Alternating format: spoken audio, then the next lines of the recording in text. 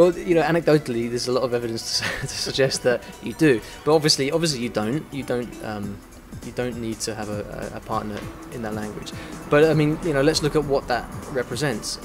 And people who do have a partner who's a native speaker of the language they're learning very often do get to a very high level.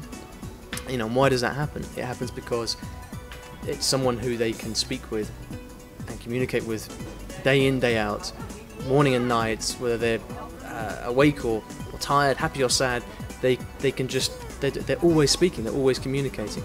And it's that struggle, it's that kind of constant battle to communicate, however you're feeling, whatever situation you're in, that enables someone to really push through the barriers and get to a very high level.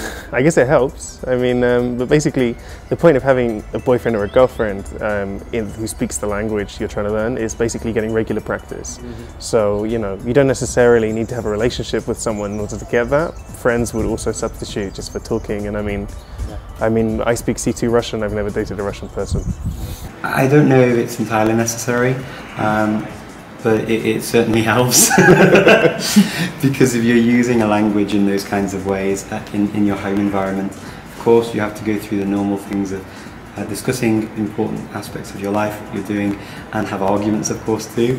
And to do all of that stuff, it requires an extra effort in language learning, because they will pick up on small words that you use incorrectly, and you have to learn very, very quickly.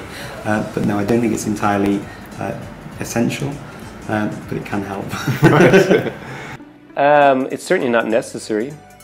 I've learned languages to high levels without having a girlfriend who spoke that language. Other languages, I did have a girlfriend who spoke that language, and that was part of the motivation for me to learn it. So I think that's definitely a bonus if you're going to be with someone almost every day and they speak that language with you. Of course, that's an advantage, but it's definitely not a necessity. It's a sine qua non. So yeah, you can learn it without having to go out with someone who specifically speaks that language.